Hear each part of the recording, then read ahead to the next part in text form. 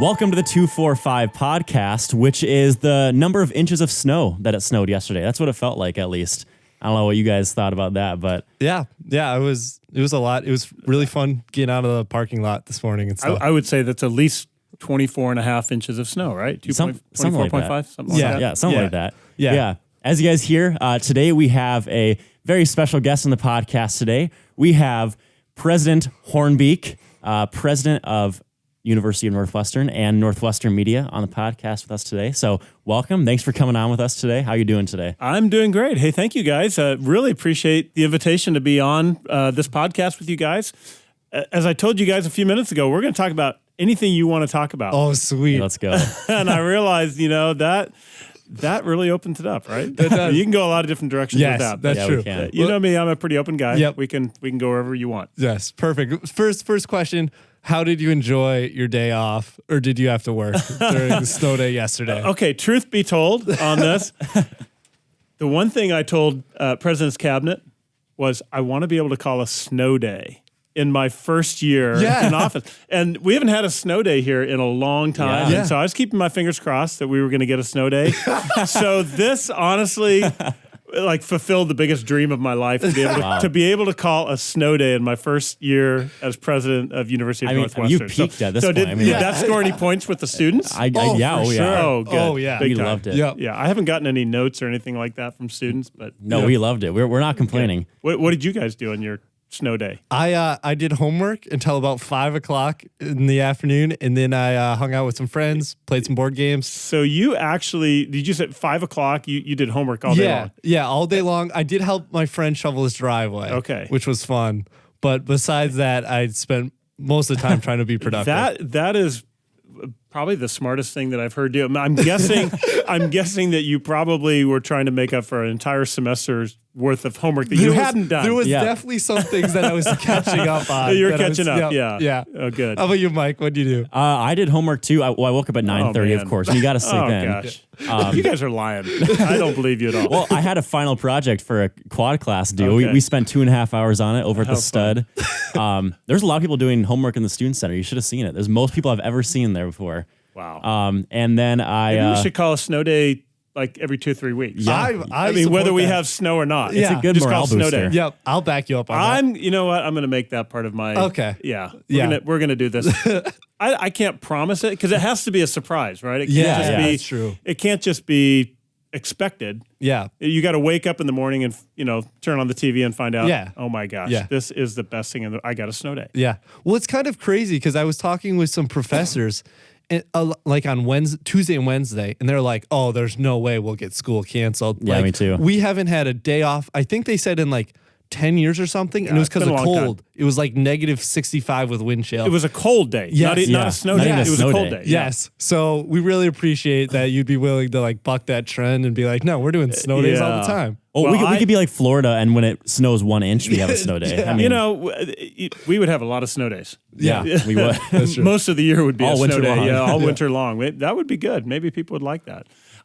So I shoveled. I did a lot of shoveling. In fact, our driveway. Here's the thing: when you shovel your driveway a little bit, and then the snowplow comes by and blocks you in. Yes. So it shovels all the snow from the street and blocks your driveway. So then you got to dig out like 4 feet of the snowplow. It's heavy too. Snow. It is really heavy. Yep. So my neighbor who saw me struggling out there with a shovel was so nice and came by and actually loaned me their snowblower. Oh. So, man, that was a lifesaver. Yeah, that was a lifesaver. Yeah, those are the best neighbors right there. So when we went to do my friend's driveway to shovel off his, there was a ton of snow. There was like 2 feet at the end. So we start like digging at the end. Literally within 30 seconds, there was a guy with a truck and a plow that pulled up, and he was like, "Move out of the way." And then he just did 2 quick runs. Really? Probably saved us like an hour's worth of work. And did he charge you $40 for that? No, it was free. He just did it. Going around. Oh, that was that's a good Samaritan. Yeah, that was. Yeah, he was showing the Good love of snow Christ. Samaritan. Oh, there you go. That's joke of the day. Yep, joke of the day. Yeah, I'm sure there's a lot of good people out there doing stuff like that. I know some people brushed off a bunch of people's cars in the commuter lot too. I heard. Nobody did that. See, nobody did that to my car. So I actually came over to the Mel yesterday morning. I had to be here at 7:30 in the morning to be on air. I was asleep. Yeah, you were, but you were doing homework, right? I know I was asleep still. You were asleep too. Yeah. Okay, well, you're getting ready to do homework. I was getting ready to do homework. Yeah. Well, I made my way from North Oaks all the way over to the Mel here, and it was probably good. There wasn't anybody out on the street. Yeah, people are worried about the guy from California. The Californians are the ones you worry about. So we moved here from California, but we used to live in Colorado. So we know how to do this snow thing. Yeah, I was gonna ask you about that, like how long you lived in California, but you're used to the snow. You know what's up with we lived in Southern California for 11 years, long enough to get really, really used to it. Yeah. Long enough for it to feel like home. Yeah. Long enough to forget how to drive in snow. Yep. All those things. So we lived in Colorado also for 10 years before that. Wow. And that's in Colorado though, here's the thing about Colorado and snow. If it snows like 3 or 4 inches, people will call in to work and they're like, hey, I can't get out. Really? I can't get out. But if it snows 3 feet, man, they are up in the mountains. Oh, really? Oh, yeah. They can make it through anything to get up in the mountains to go skiing. How convenient. Exactly, yeah. It's always very self-serving, right? Yeah, of course. Yeah. Of course. So one of the first things we wanted to ask you about is your college experience. Where did you go to college? What was your experience like? Do you have any awesome roommate stories? Oh, probably a few that I'm not sure you want me to share. So I went to University of Michigan, and I've shared a lot with our students and with our faculty and others. I was not a Christian when I went to University of Michigan. Yeah. And that's a really important part of my journey because I came to Christ my freshman year at the University of Michigan. I look back on that time as an amazing time for me to start asking questions about God for the first time in my life, my freshman year. And I know a lot of the questions that I asked about God as a non-Christian are probably some of the same questions that Northwestern students might be asking about God. Like, how do I know that God is really there? I'm like, I've grown up believing. I've grown up in the church. I've had a lot of friends. I went to Sunday school, maybe went to summer camp, had a lot of these great experiences. But when you really kind of get down to sitting down and being quiet and thinking about it, how do I know that God is really there? So I was asking those kinds of questions my freshman year. I spent the first few months not really caring whether or not there was a God in this world, and made some choices and decisions I could regret and things that if I could do over, I would. But I'm so thankful that I met Christ by around Christmas time, my freshman year. It totally changed my life. I ended up having an absolutely amazing experience at Michigan, went to all the Michigan football games, every single Michigan football game. We've heard in the big house. Yeah, we've heard that you're a big fan of Michigan football. I am a big fan until we get to the postseason, and then I know that things are just going to fall apart. It's kind of like Minnesota football. Yeah, exactly. You get to a certain point in the season, you're like, this has been a Cinderella season. I mean, exactly. We beat Ohio State 2 years in a row, and you're like, actually, that doesn't matter because as soon as we hit the postseason, the whole thing's going to fall apart, which, of course, it did again this year. I mean, we lost to TCU. Ooh, that's tough. That's tough. So you moved to the right state. So you can sympathize with us Viking fans. Yeah, there's a lot of football symphathizers here, right? Yep. Yeah, there are. Yeah, that was rough. So I met my wife at the University of Michigan. That was the best part about going to Michigan was meeting my wife.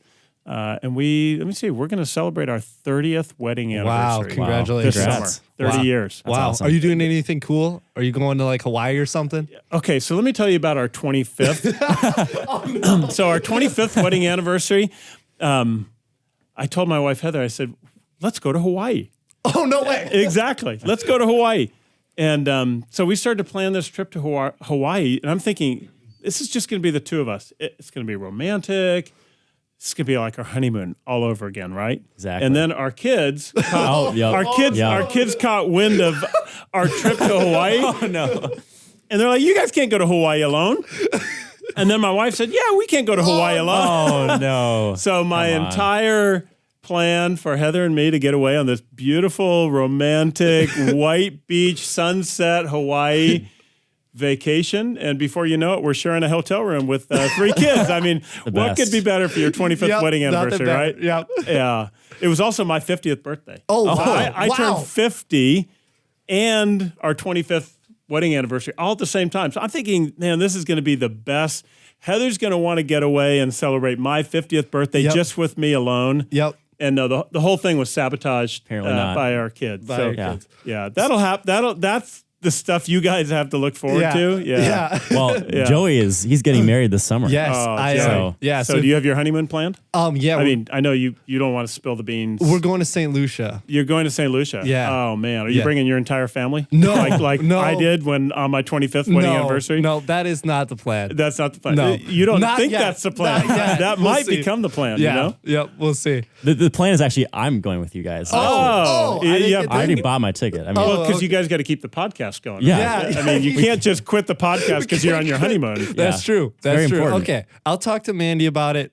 Okay. I'll ask, can Mike come along on the honeymoon just for the podcast? Just Yeah. for the podcast. Yeah. Because And you need to have. I mean, who in this world has ever done a honeymoon podcast? Oh, we could be the first. we could be the first. You would Yeah. be the first Probably. and the last. Yeah, Probably. probably. Yeah. Yeah. That would, yeah. We'll think about that. We'll Yeah. think Okay. about that. Yeah, I'll talk to Mandy about that. Yeah. So now that it's your 30th, you're going back to Hawaii now. Yeah. But- Well, I mean, the Hawaii thing for 25th didn't work out too well. I spent way too much money, and we had our kids. So That's why you spent too much money. that's right. That's why we spent too much money. So I'm thinking, I don't have the 30th planned yet. Oh, okay. It's a mystery. You guys got any suggestions? I don't know, but your kids don't live in Minnesota, so they won't catch No. wind of your plans. No, so. and so I actually thought that it would be nice to move my wife to Minnesota just to get away from the Yeah, kids, yeah, right? I mean, yeah. because we couldn't do it when we were there, and they Yeah. followed us around everywhere. So I said, I've got a better idea. Why don't we move to Minnesota? Yep. And we'll just live in the snow. Yeah. And call a snow day. Yeah. Exactly. Yep, there you go. your Yeah. dream come true. Yeah, maybe you guys should go to like Alaska. That would be hard for them to follow you to Alaska. They wouldn't want to. There you go. I don't know. Though. Alaska in the summertime is pretty amazing. Yeah. I've been up to Alaska several times. Oh, and really? Yeah. If you guys haven't been to Alaska, you need to do that. Summertime, definitely the best time. Okay. Yeah, I feel like winters there aren't probably the most fun. No, the days are really short. Yeah. In the summertime, the days are really long, Yep. kind of like they are around here as well. So I don't know. I'm taking suggestions. So any of your podcast listeners, Okay. Yep. what should Dr. Hoornbeek do to surprise his wife for their 30th wedding anniversary that doesn't include their kids? I mean, you could just like go to the Billy for dinner. We could. Yeah. And maybe have a whole bunch. Well, the students won't be around because July. Oh, yeah. That's Oh, true. yeah. July 16th. You could have That's the true. whole place yourself and you'd be like, I Oh, my reserved the whole goodness. place for you. candlelight Rose dinner. petals. Yeah. I mean, Candlelight dinner in the Billy. Yeah. what's better than a slice of pizza from the Billy on your 30th anniversary? For your 30th wedding Yeah. anniversary.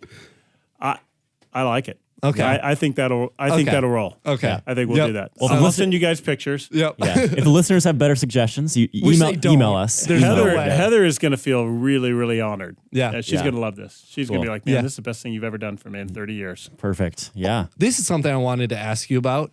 So the president's office, Yeah. it was in Riley. It is no longer, well, It's still there. it's still there. Yeah. Yeah. What's the deal with that? What's taking so long? I mean, Yeah. I've been wanting to ask you this. Seriously, that's forever. my question too. I ask that question every week. What's the deal? Why is this taking so long? I never see anyone in there. Like, are they even working on it? Or? Well, because paid it's by the hour. because it's every day is a snow day. So I yeah. work at home.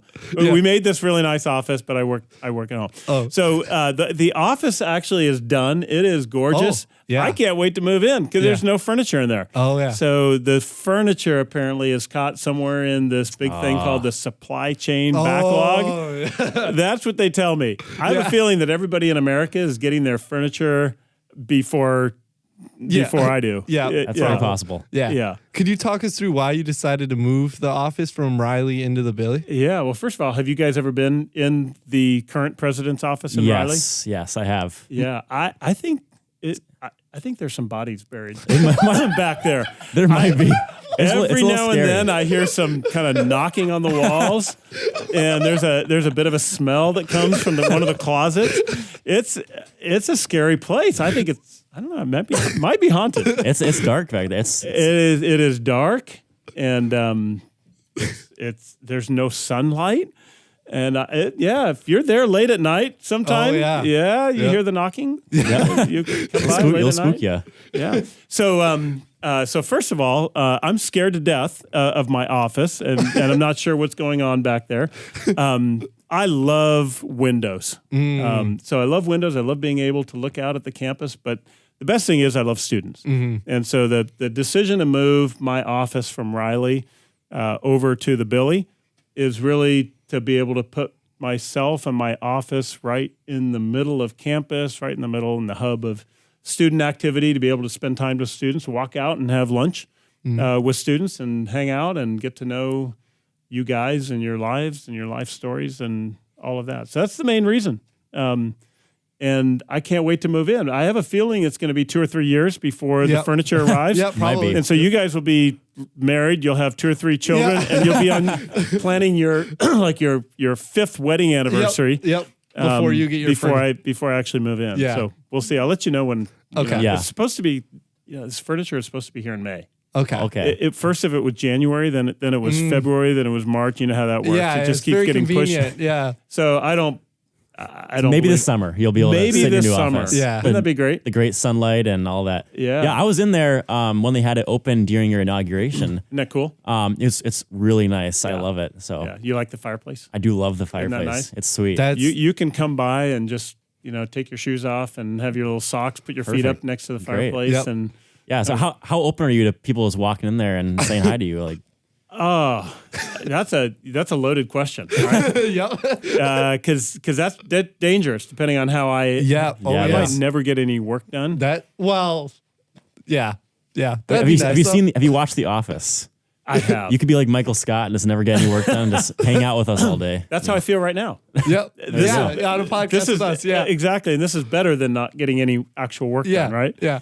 You guys can come by anytime. Now, Okay. I'll say this: any student can come by anytime. I'm not sure that I'll be available. Yes. But you can come by, and I fair. hope. I mean, it's like the people's house, right? Yeah. I mean, it's a place for alumni to come by. It's a place for students to come by and chat and talk.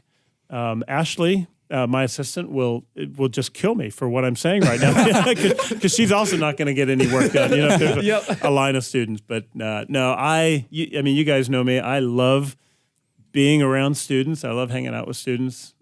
You guys make life so good. We have the best students at University of Northwestern. So That is true. Come on by anytime. Okay, you've heard it here, folks, on the 245 podcast. Open invitation to Dr. Hoornbeek's Dangerous invitation. Yeah. So from talking to you and from talking to other people, we know like students are so important to you in meeting with them. Can you talk about like why you choose to make yourself like this open, to be willing to do stuff like this, to be willing to talk to students? Is there a reason behind that? Yeah, you bet. Well, first of all, you guys are fun. Like you start hanging out with people you start hanging out with people that are too old, and you're like, these guys aren't fun anymore. So really, like young people, and you guys are young. You're not that young. You're adults, but young adults are fun. Yeah. Heather and I have 3 kids, all in their 20s. And they are so much fun. They're crazy, but they're fun. We don't always agree with everything that they do and the choices they make and all that kind of stuff. We're like, hey, you guys might come back a little bit. This is I think the 18 to 25 age range that people talk about like being adolescents. I think this is the best time of life. I know for you guys, it's really stressful. You're thinking about how am I going to, support my family? What's my job going to be? How do I monetize this thing called an education and actually turn it into a paycheck? Yeah. So I know there's a lot of stress in your lives, and you're thinking seriously about relationships and marriage and all those kinds of things. So when I look back on my life, especially, as a freshman at University of Michigan, when I was really, really lost, man, there were people who just showed up at my dorm room door and struck up a friendship with me, built a relationship with me, helped me see the love of God for a lost guy like me. And so, my whole life, I think about my career and work, it hasn't felt very much like work, because it's always been centered on this time of life called adolescence, 18, 17, 18 to 23, 24, 25. So the people that have poured into my life, the people who have mentored me, who have discipled me, who have helped me grow spiritually, who have helped me learn how to be a successful husband, who have taught me how to be a dad, those people have built into my life so much that, there's nothing better than spending time with people who are going through some of those same things. Mm-hmm. Yeah. Mm-hmm. And my wife, Heather's the same way. Yeah. That's awesome. Yeah. Well, we really do appreciate it. We can tell that it is like a big difference between like even last year, like you being more around campus and seeing you around.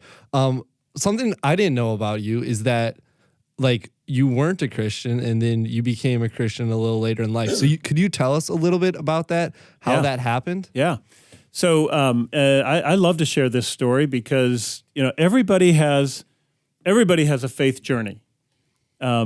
Some people will say things like, well, I've just always been a Christian and I don't have this big dramatic story. I think those are the best stories, to be honest, because, if you've been blessed to be part of a family of faith and you've been blessed to have parents who have built into your faith and you've been blessed to be part of church, you've grown up in youth group or you've been to summer camp, you've had those kinds of experiences.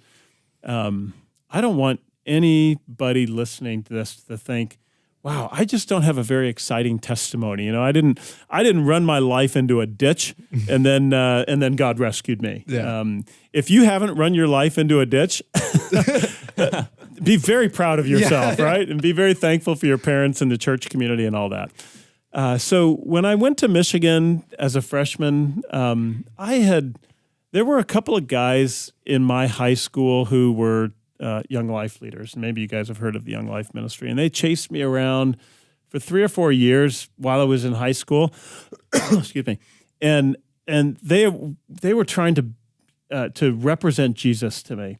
And I loved to play basketball, so I was always playing basketball with them. We had a great time together. I didn't want to do anything really that they invited me to do other than play a lot of basketball, which was fine.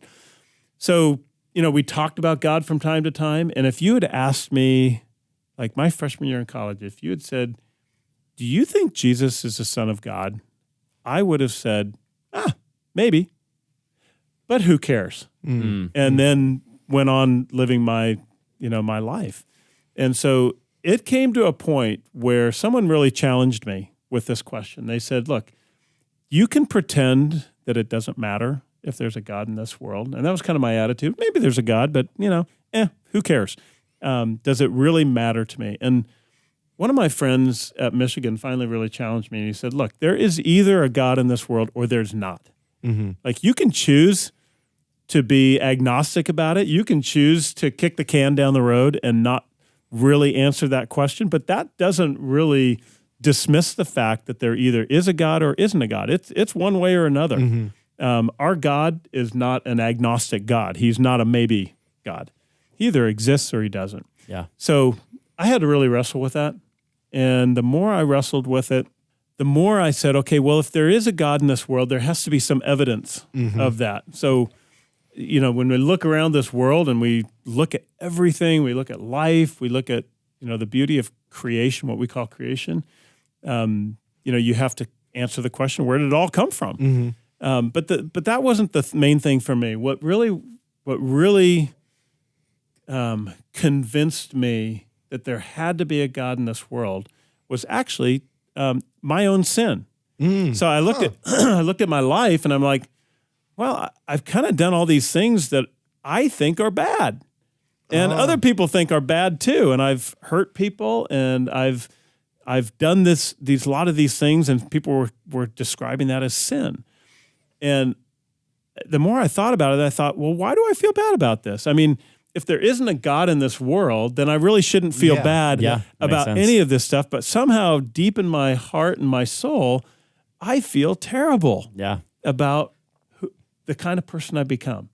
And so it was actually, the fact that I had to accept that the evil and the bad things, the evil inside of me, the bad things that I've done, actually were a really strong proof that there's a God in this world, because it really connects back to the idea of morality. Where does morality come from? if there is something that we say, certain things are morally good and they're universally morally good, then that has to point to something transcendent beyond myself, something bigger than myself, something bigger than this world. So that's how I had to work through the logic of that. I had to work from my head to my heart. And as soon as I understood that, I mean, guys, I was broken. Mm-hmm. I was really, really broken. I was so disappointed in myself. I was disappointed in the choices that I made, people that I had hurt. And I just remember some afternoon just getting down on my floor in my dorm and just bowing before God and saying, God, I am so sorry. I have done so many things that are wrong.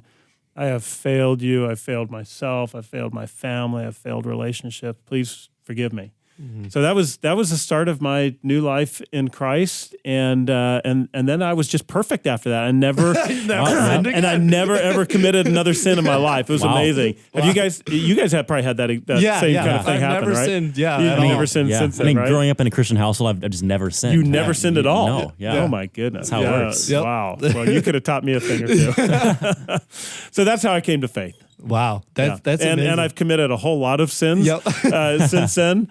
All joking aside, and have discovered God to be this amazing God of grace and God of forgiveness, and have grown to learn how to have a marriage and a family where we all fail each other, and we commit sins, say things we wish we didn't say, do things we wish we didn't do. And in this context, since you're getting married, here shortly, in this amazing beauty of marriage and family, I think we learn more than anything what it means to forgive and to be forgiven, to know that our sins are forgiven, but know ultimately that God forgives all of our sins, past, present, and future. There isn't anything that we can do that would surprise God. There isn't anything we can do that can disappoint Him. We are absolutely loved and forgiven. So it's amazing. We say amazing grace, and it really is. Yep. Yeah, and so you said you became a Christian your freshman year of college. Yeah. And often a lot of people talk about with the major they have and stuff like that, like that they feel God is calling them towards that. Did anything change when you became a Christian? Like, I feel called differently in a different place, or do you kind of continue on the same path, but use your faith to pour into others and to testify to others? Well, so I was in the School of Music at the University of Michigan. I was actually I grew up as a little kid playing the violin, and then I switched over to viola. That's a whole nother story. And so if you are a viola major in this world and that doesn't work out for you, there is a college presidency waiting for you somewhere, right? Yeah. I know there's a lot of disappointed viola majors out there, and maybe you're a clarinet major or a bassoon major or something like that. And you're like, what do I do with my life, right? I mean, how do I, there are some majors out there that are better than others. Yeah. Right? Glad you can see that. It took me a long time to see that. Yeah, it took me a long time. So, I was a classical musician, and I loved it, and I loved music. There was this deep sense in my heart. Is this what God is calling me to? And particularly when you grow up in a family, when you have not organized your whole life and thinking around, God designed me, God planned me, God has a purpose in my life. When you start thinking about that for the first time as a freshman in college and as a viola major, you feel like you got a lot of catch up to do. Oh my goodness, what? Maybe everything changes. Maybe I should go back to elementary school and start all over again, and start with my ABCs and 1, 2, 3s and things like that. And maybe I need to chart a whole new path. Yeah. But because I was pretty deep into the classical musical world at that point, I kept on and I kept going. So I graduated from University of Michigan with a degree in viola performance. Wow. Yeah, doesn't that look good on your resume? That's such a good trivia question. Yeah. But now it's out of the bag, so it's not really a trivia question. Everybody knows. But the thing is, that doesn't look very good on your resume, does it? No. People are like, what? First of all, what's a viola? Yeah. Second of all, what do you do with it? Yeah. And how do you turn this into a career? So what did I do? I kept going. Like a lot of people, you're like, well, I'm not sure my undergraduate degree, so I'm just going to continue on into graduate school. Okay. So I started my master's degree in viola performance, and I was on kind of a track to be in professional symphony orchestras and performing and doing that. The whole time, from the time I came to Christ my freshman year, in the back of my mind, I was thinking, is this really what God has for me? Is this the path that I should be on? How might I think about my life in terms of a calling? But because I was so invested in my career, which kind of had been set for me since the time I was 3 or 4 years old, I kept pushing that aside. You know, I mean, guys, there are so many students around campus that are also asking those kinds of questions, like, what is my calling? Who am I? What difference does this make in life? How can I organize my life around God's calling on my life? So I did get to a point halfway through my master's degree. Oh, nice. That's a great time. Great time to be right. Yeah. That is the wrong time to start rethinking your career. Yeah. But better late than never, right? Yep. Exactly. Absolutely. I haven't made any, fatal career decisions at that point. So I finally said, you know what, I got to step away from this for 6 months and really give thought to my life. Calling, okay, God, what do you want to do with my life? And if I need to start over again, go back to 5th grade or whatever and start all over again, I'll do that. And so I did. I took some time away from my musical career. And as soon as I did that, there was an incredible sense of release. And I knew that I was never going to go back to classical music as a career, as a profession. I was totally at peace with that, and I was totally not at peace with where do I go from here? Yeah. Right? So I wasn't like, oh, I think I'll be a college president. I need to go back to school and start working on that. Yeah. And so I was facing a bit of a challenge at that point. So the one thing that I was really gnawing at me during that time was, how do I discover God's plan for my life? And I really had a hunger for God's word.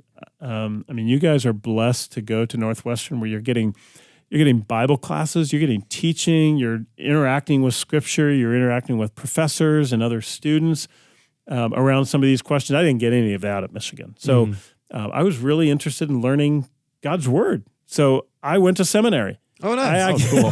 Wow. Hey, let's start another master's degree that I can put on my resume, right? Yeah. You guys are like, yeah, boy, I think you could do a better job parenting, through all of this. You're just racking up all these degrees, that how do you make a future out of all this? But I really, really wanted to learn God's word from Genesis to Revelation and everything in between, the Old Testament and the New Testament. I wanted to learn theology. I wanted to learn doctrine. I wanted to learn how to live. I wanted to learn how to change, how to be a changed person. So I did. I went to seminary, not because I thought I was going to be a pastor, but because, once again, I had no idea what I was going to do. Yep. As I look back on all that, it was absolutely part of God's plan for my life, because it really did give me, it gave me a framework for understanding Scripture, and that has continued to be just a guiding, deep love to this day. I don't, this is not a legalistic thing. I start every morning in the Scriptures. I can't wait. I wake up in the morning, I make my coffee.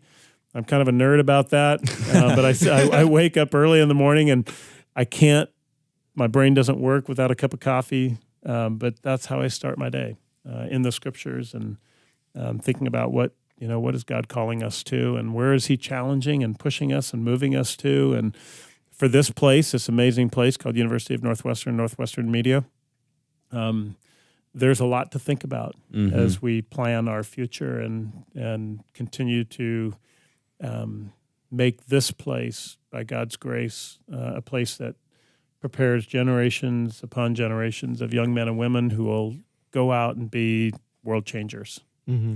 So that's kind of a long story, but it's funny now. Back then it wasn't so funny. Exactly. Yep. And my parents are like, what on earth happened to you? Who's this? Who is this new guy who says Jesus is the Lord of his life? And they certainly didn't point me in that direction. Yeah. So what was your first job after that? Oh yeah. Okay. Honest to goodness. So my first job, I was a janitor. Oh wow! Hey, I am so impressing you guys today, right? Yeah. Work with your hands. Yeah. So I moved to St. Louis to be around my brother, but also go to seminary. And there was a guy in my church, and so you got to understand, I've only been a believer for 4 years at this point, and I'm just trying to figure things out. I was living with my older brother, who was a Christian at that point, and there was a guy in his church, and I started going to church with him. Excuse me. There was a guy in his church who had a janitorial service company, and he said, we were talking after church one day, and he's like, "Hey, I need somebody to help me clean a building in downtown St. Louis." I'm like, "Oh, I need a job." Look how convenient that is. You need this, I need this, and so this was like a 6-story building, and we would start at like 7:00 at night after all the executives left. And we would start at the top floor and work our way all the way down to the bottom. We'd finish at like 3:00 in the morning. Oh, it was awful. Yeah. So I got to tell you about my first day on the job, because I'll never forget this. So you got to understand, I'm a college graduate, right? I have not only a college degree, but half of a master's degree. I am a well-educated person. So I get on the elevator and I go up to the top floor 6. Yeah. And the top floor 6, where all the top executive offices were. So I get off, I'm in my jeans and a t-shirt, and I've got a lunch bag in my hand, right? This is a college graduate job, right? And I get off the elevator, and this executive in his blue pinstripe suit, he looks at me and he goes, "Get to work, buddy." Oh. Talk about popping the balloon. Yeah. Oh yeah. My ego was shot. Shoot. And I look back on that as one of the most important life lessons. First of all, every person has value, and work has value. But I was kind of probably a pretty cocky young guy at that point who kind of thought I could figure this world out. And when someone looks at you like that and says, "Get to work, buddy," that will change your whole worldview. Yeah. And I needed that. Wow. That's crazy. Wow. That was my first job. Wow. I actually love that, though. From janitor to president, right? I love it. Sounds like a great story, like a book or a movie or. Yeah. No, I really do like that, because then you've seen everything, and you kind of know what it's like to be at the bottom, and you know how to when I reach the top, I know how to treat everyone and treat everyone with respect and stuff. So I actually think that's so cool that's what the first thing was. I think you just have a good understanding of reality and stuff. And my parents were really impressed too. Oh yeah, I'm sure they Sure they were. Yeah, they were like, "Oh wow, we've invested in all these years of your musical career, and you're a janitor." Yeah. Wow. No, I honestly, I think everybody. I mean, if you guys ever been a janitor before? No. Have you ever cleaned a toilet? I've landscaped though. Oh, that's hard work. I work at Target. There you go. Yeah. I think everybody in this world should learn how to clean a toilet. Amen. If you have not learned how to clean a toilet, you need to learn how to clean a toilet. You need to scrub it and learn to make those things shine and sparkle. So one of the things that I value so much, especially around this campus, we have an amazing campus. It is spotless. Yes, it is. It is spectacular. Yeah. I walk around campus, and I'm kind of I've got a little bit of OCD in me. So if I see trash, I've just have to pick it up, because I don't want trash around the campus. Yeah. And I've been here 8 months now, and I think I've picked up 2 pieces of trash. Wow. And there's just no. Yeah, I never see anything really. It's clean. It's spotless. And so I'm very grateful for our cleaning crews and the people who take care of grounds crews and landscaping. This place is spectacular, and we should we should be really proud of it. Yeah. Yeah, for sure. So could you take us through the journey of how you made it from janitor cleaning toilets to president of Northwestern? Well, if you lie on your resume, it's amazing how quickly you can get from janitor to president. Yeah, I was gonna say there has to be a job in between here because viola and janitor. I don't know if that's gonna get you this job. You guys are thinking. I know you're doing a background check on me right now as you're on your computers. You're like, maybe he actually just got out of prison last year. You never know. We haven't talked about that yet, have we? No, I've never been in prison. Okay. No, you can go check. Okay. You can check. Okay, we'll fact check. Yeah, I probably should have been, but I haven't been. Okay, that's good. Yeah. That's So the whole journey from janitor to president. All I have to say is God has a great sense of humor, but never ever forget that He has a plan, and you can't see it. You just if somebody had told me 15 years ago that I would be a college president at a Christian college in America, University in America, I would have laughed. And in fact, it was one of my best friends who spoke really a truth into my life, and he's one of those people that just kept coming back and saying, you know what, God's given you this gift and ability, and I believe God's calling you to be a college president. And I didn't believe him. Now, what he said was, you need to get your PhD. So now I have a worthless bachelor's degree. I have a questionable master's degree. Half. And now, there's a half. Well, I have half of one and then full. Yeah. So worthless bachelor's degree, half of a worthless master's degree, another master's degree in theology. But there's some value there, a lot of value. Yeah. And now someone's telling me to go get a PhD. So this is an amazing, process. And so I, when I was in seminary, that's when I really got interested in this whole world of philanthropy. People call it professionally fundraising, advancement. We have an Office of University Advancement. For me, it's been the place that God led me, and I discovered that when I was in seminary. And it's not a career that I had ever thought of. Certainly not a career my parents had planned out for me, and a lot of other people. But I found myself really loving the work of advancement and fundraising within Christian ministries. And it's not that there are some people who have a lot of money who can sort of pay for other people to do ministry. It's the idea that money and wealth. There's a lot of opinions about money and wealth, and the Bible has a lot to say about money, and the Bible has a lot to say about wealth. And if you look at all of it, you can kind of get confused. Yeah. There's times where you think maybe I should just be dirt poor, and maybe that's the best way to live. And other times you're like, well, I've got to support a family, so maybe the most godly thing to do is just be solidly middle class. Maybe that's the best way. But you can be middle class and you can be greedy. You can be middle class and you can be discontent.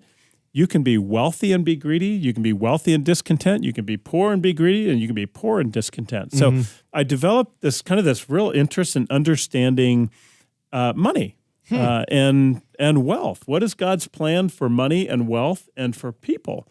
And what I discovered in all of that, both scripturally, but also working with a lot of people who have a lot of wealth, is that there is an incredible joy and opportunity to think about how we can advance God's work in the world through our wealth and through the provision that people provide, and by inviting them into the vision for what God's doing and the mission for what God's doing.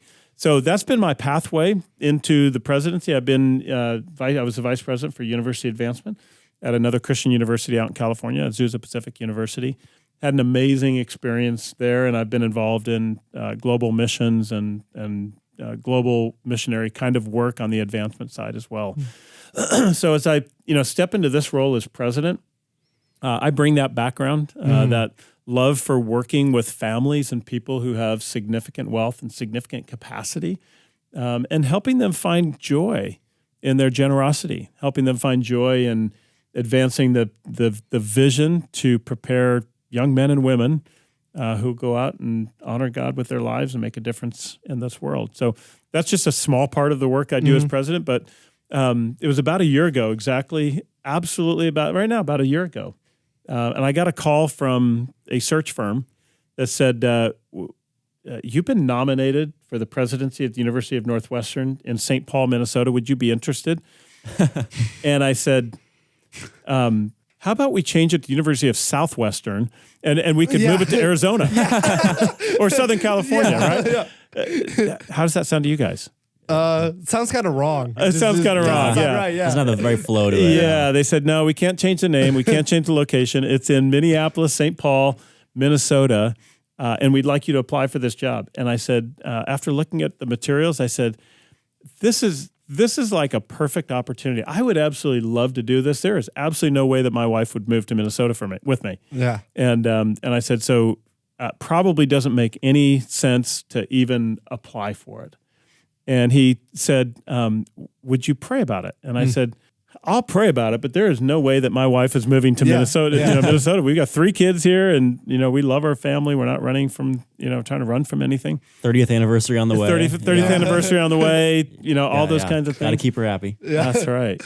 So I kept pushing it off, and they kept calling back, and I said, am I like the only person in America that you're interested in this job? And there are a lot of people in America that could do this job better than I can. And they said, no, we are praying for you. And they said, there have been 6 people that have nominated you for this job. And I didn't know who the 6 people. I'm like, who's trying to get rid of me?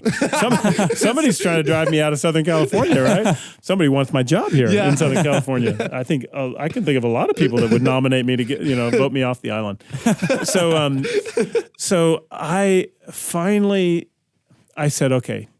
They called back and they said, it's 3 days until the application deadline, and you haven't applied yet.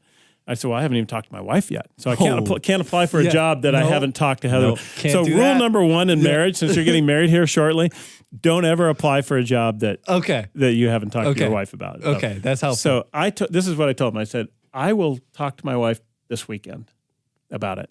And if Heather says, yes, I think you should apply, then I'll apply. If she says no, don't call me back anymore. Just take my phone number out of your speed dial or whatever. Yeah. And so Heather and I went for a walk that weekend. I said, honey, there's something I don't know how to bring this up to you.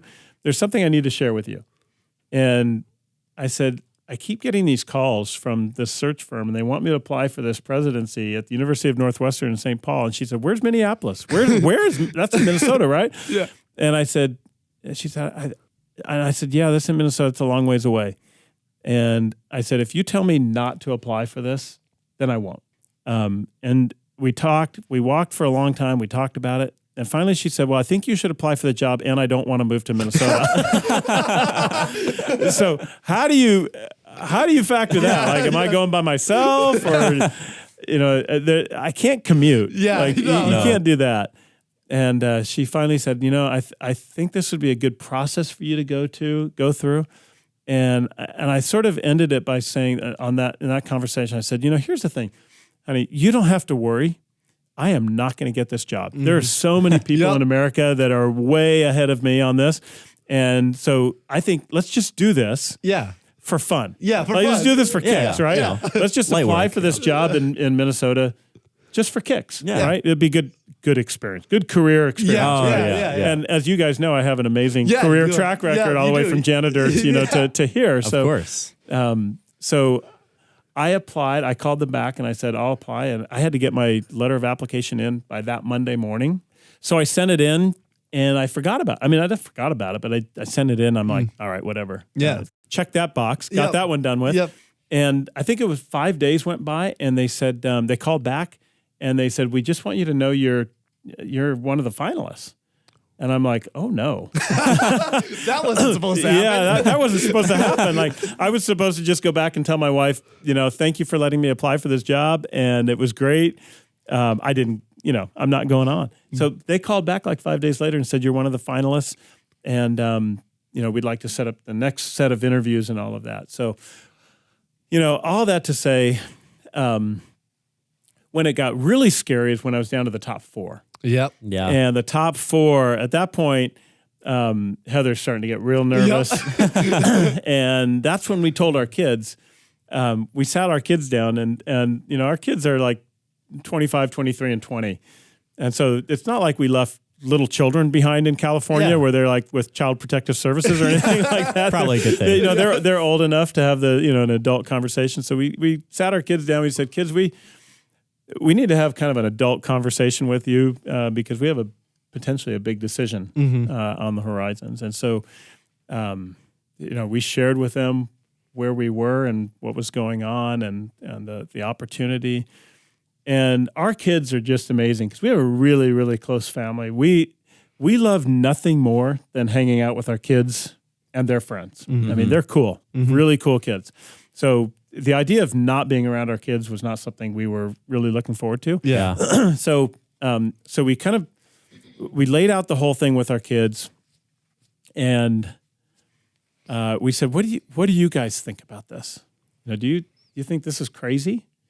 And every one of our kids, they said, you know, Mom and Dad, we feel like this is what God's leading you to. And you've, at one point, I think Heather said, I feel like I'm walking off the job because she's been so invested with our kids. Yeah. And all of our kids said, well, you know, Mom, you've done your job. Yeah. You have she's poured into our three kids. Yeah. And they are amazing three kids. And a lot of that has to do with the degree to which Heather poured into them and made up for my shortcomings in life. And so it was really our kids that kind of gave us the freedom. I don't know. Maybe they just wanted us out of Southern California so that they could live in our house by the beach. Yep. I think that's what they were doing. I think they were like, hey, this is a good deal for us. They were the ones that nominated. They were all three of the six were our kids. Yeah. That's what we found out. There's parties happening there every weekend. Oh my goodness! Yeah, our neighbors call us all the time. So our kids were the ones that really gave us the freedom to embrace, you know, God's plan. And the truth is, like, we miss our kids like crazy. I bet They are amazing. And our daughter Claire, who's 20, she's our baby, and she's our only daughter. So the great thing is when you have one daughter, you get to tell her all the time, like, Claire, you are my favorite daughter. Favorite daughter. She has no competition. The boys, I can tell them, you know, based on the day, like, Caleb, you're my favorite son, or Nathan, you're my favorite son. No, based on, you know, how they're doing during the day. Yep. But Claire she's always my favorite daughter. Always favorite daughter, yeah. So she came back and visited us, I think, every 3 weeks. Oh, you wow. know, this past fall, she was here racking up frequent flyer miles on Delta. Nice. And so we got to see her a lot. We spent a lot of time with the kids over Christmas, and you know, we'll see them a lot. In today's world, we see them a lot. We talk to our daughter and our kids almost every day. Oh, nice. Wow. Yeah, so That's awesome. You know, Yeah, that's really cool. but it's they're amazing kids. That's so cool. Yeah, so that's how we got here. Yeah. Yeah. So obviously we know Northwestern is amazing school. But I want to ask you, what are some things that you are hoping to maybe change going into the future about Northwestern? So we've already talked about snow days. Yep. Yeah. Snow days. Number one on the list. Weekly snow days. Yep. Right. I can't guarantee it weekly because then it would become too expected. Yep. So we have to keep the element of surprise. Okay, with Can't that. lose the So- value. Can't lose the value. No, yeah, and especially for you guys because you're so far behind on your homework. Yeah. that we got to give you time to make up. Yeah. And I know you won't do it over spring break, Yeah. so we've got to plan the snow day like close enough to spring break Yeah. where you can catch up Yep. and not just completely destroy your spring break. Exactly. So beyond occasional snow days, this is my heart, and can I say this is something I want to change? This is something that I deeply, deeply desire. I want to see this place lit on fire for Jesus, and that means everything from a spiritual life on campus to chapel. Maybe you guys and other students have been following what had been happening at Asbury, College, Asbury University. I know the president of Asbury. We don't want to do something because it's happening somewhere else. Yeah. We want to be open to how God leads in our lives. We want to be open to how God leads on this campus. We don't want to manufacture anything. We don't want to create a revival. it doesn't have to be a revival. I would hope that every single day for every one of our students, there's some kind of a revival going on in our hearts. I would hope for me, as I wake up in the morning, spend time in the Scripture, I would hope that there would be some kind of an awakening, some kind of a revival. So, Christian education isn't just to get a degree at a Christian place so you can be safe. You guys are, and all of our students, you guys are going to graduate and go out into a world that isn't going to give you anything. It's not going to give you anything because you're a Christian. Yeah. Maybe if you go into ministry, people will expect that. But if you go to work in industry or out in the marketplace somewhere, nobody's going to pat you on the back because you are a believer in Jesus. In fact, maybe the opposite. Yeah. So I want to see this place lit on fire for Jesus. I want to see hearts come alive. But I also want to see men and women who are the best leaders in the world. Yeah. You will have to influence the world because you're a great leader, and you will have to be great in your profession. So you'll have to have character that's better than others. You're going to have leadership that sets you apart. You're going to have a faith that is relevant to the world. You're going to have to be very comfortable as a Christian, operating in a non-Christian world or in a secular world. And so my heart is for developing rock star leaders who will go out and shape and change this world, who are anchored and grounded in their faith, that know why they believe what they believe, and not just because they've inherited it from their parents. Just men and women who love the Scriptures and apply that to their life. But man, you guys need to be really, really proficient in your profession. So whatever you're studying, you got to be the best, and you've got to be excellent in all aspects of your life. I think back in the Old Testament, some of my Old Testament favorite characters are people like Joseph, like Daniel, Moses. I know those are all men, but they're great models because they served under pagan kings. And yet they were exceptional at what they did. And so because they were exceptional at what they did, and they were exceptional in their character, they were exceptional in their faith, but they knew how to live as men who loved God. They knew how to live in those environments, in very, very secular pagan environments, far more pagan than we are living in, perhaps. And yet they became incredible men of influence because of their character and faith. So that's what I hope for this place. And I can't say that that's notably different. I just want us to be better at that. And there's so many people here that are so invested. I mean, like you and a lot of professors are so invested in pouring into us and making sure that we live out our Christian lives. Because as soon as we leave college, it's so easy. Once we lose that pattern of being in a Christian community every day, it's so easy to just fall. That's right. And that's something I see so many professors and staff members trying to do, like you. One of my favorite professors is Tim Sawyer. Awesome he guy. is so purposeful about creating, especially men who love Jesus and who have that biblical manhood.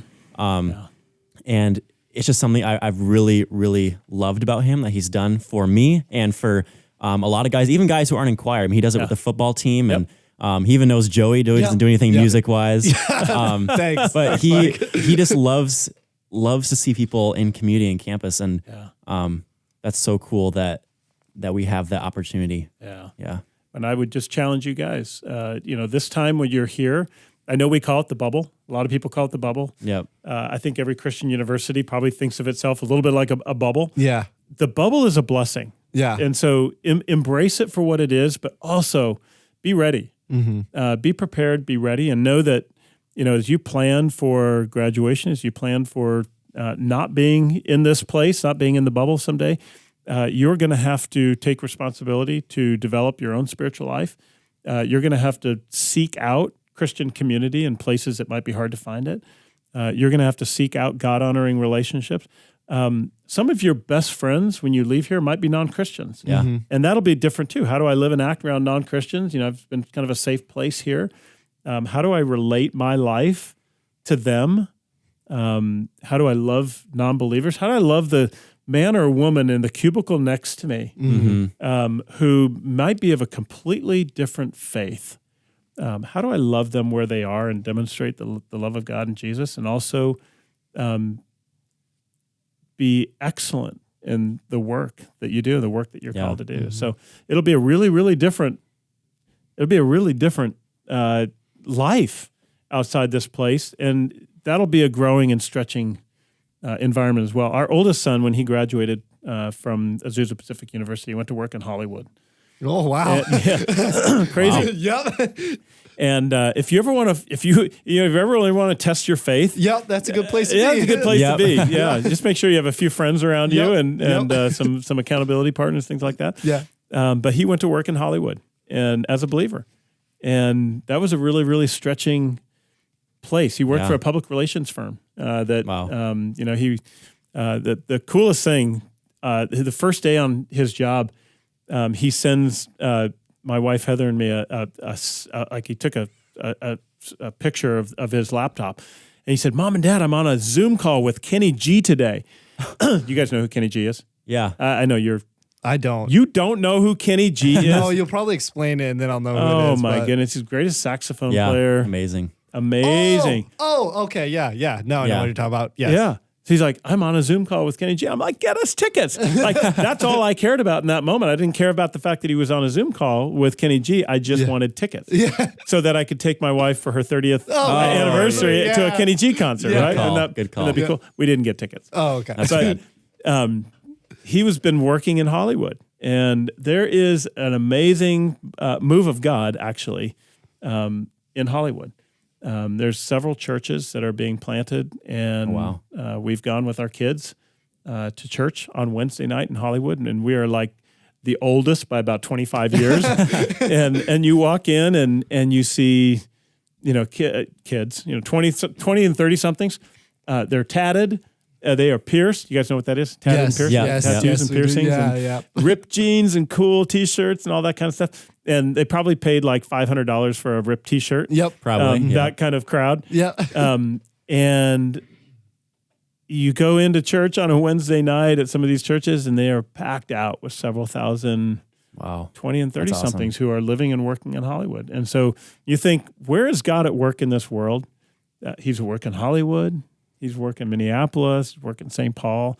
And so, you guys and our Northwestern students who will be alumni may be called by God to go into some of those kinds of places and represent Christ to people whose lives they're really lost. There's a lot of really lost people. Yeah. Mm-hmm. So. Yeah. And people notice, like, even when we aren't like outwardly like sharing the word of God with people, like people notice we're different. Like, and going back to Sawyer, he said that like on trips that he's gone on with choirs, they go into a McDonald's and the workers are kind of like, oh, what's this about to happen? You see a bunch of college kids come in, or a bunch of basketball players, and then they leave and they clean up after themselves. Yeah. And they're like, where are these people from? Yeah. And Sawyer's like, we're from Northwestern. And people notice that. And that's something so big. Even today, I was giving a tour this morning. I work for admissions. And this guy he's a freshman at a different school, and he said he plays football, and the football players there get a bad rap. And I think a lot of football players, a lot of schools do. And I told him, that's just not what happens here. I mean, people see, I told him about Sawyer and like how he's trying to build that biblical manhood. And like people here are different. And the girls say they feel protected by, we're their brothers. They feel safe. That is awesome. And that's what I've heard from people. And I just told him that. And he said, wow, that's really cool to hear. That's good to know as I think about coming here in the fall. So just really cool things are happening here. And you guys are different. You guys are demonstrating the kind of what we describe as God-honoring leadership. Yeah. And our mission, God-honoring leadership in the home church, our community, and the world. And it starts with our homes. So as you guys honor the women on campus, your sisters, other students, and live God-honoring lives, man, it doesn't take much in today's world to to stand out, right? Whoa, that guy's been married for 5 years. Amazing. It's incredible. I've been divorced 3 times already. Married at all. That's right. Yeah. Who cares, right? Yeah. So we got to get you out here soon, but I have like one last quick question for you. What is like some of the best leadership advice that you would have for the people listening? Like how to be different, how to lead others in a positive direction. Leadership. I did a PhD in leadership. You can actually do a PhD in leadership, and you're like, viola, theology, and leadership. Okay, how do you string all this together? Actually, my PhD in leadership was 5 years long. Coursework and dissertation, all that. It was one of the best 5 years of my life because I got to study leadership, and it's really what I describe as my life mission. My life mission is not to be a president. My life mission is not to have a title. It's not to make a certain amount of money. My life mission is to prepare leaders. So, first of all, everything in life is about relationships. You keep kind of boiling things down, and in the book of Ecclesiastes that Solomon wrote, and he said, there's nothing new under the sun. There's nothing new that you're going to discover. And that's kind of one really big thing. It's like, it's not really new, and you can write another book on it and probably make a few bucks. Everything about life is relationships, because once you have relationships with people, then you can influence people. You really can't influence people without some kind of relationship with people. Now, you might be able to influence people if you write a book and they read it and they're like, wow, this book changed my life. And you think, well, I influenced somebody without having a relationship. But even in that, there has to be something about the writer of the book that people says is worth reading. So leadership is really about influence. Great definition from somebody who's not a Christian. It's considered kind of the fundamental definition of leadership is raising others to higher levels of motivation and morality. Now, that's a very secular definition, but if you think about it as Christians, I mean, in Christ, and what God calls us to do as believers is to help come alongside people and improve their lives and help them grow to a place of God-honoring motivation in everything they do. So it's not about self, it's about other people. And morality, our character. And we can influence people that way. There's a lot of other things about leaders, and people will always say, are leaders born or are they made? Everybody is a leader if you're a person of influence. You can be a janitor. And I tried that out as a career, as we've talked about. You can be a janitor, and you can actually be a person of influence.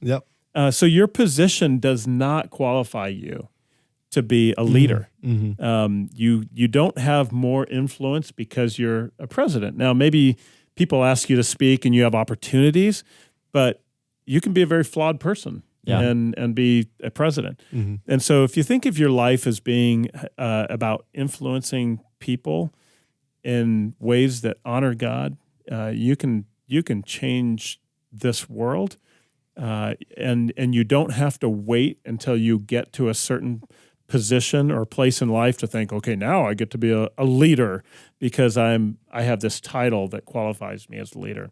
Every single person is a leader. And so I encourage you guys and all of our students, build deep relationships with people.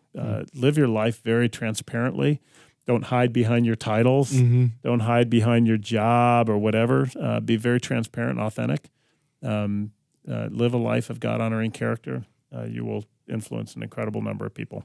Wow. That's awesome advice. Thank you. Yeah. Well, we got to get wrapping up here. Got to get rolling. Are you going to be late to class? No, we're good. We got to get lunch first. I mean, that's the most important part of the day. I was going to say, if you need a note, that would be so cool to be able to write you a note and say, these guys are late for class and it's my fault. That'd be pretty cool.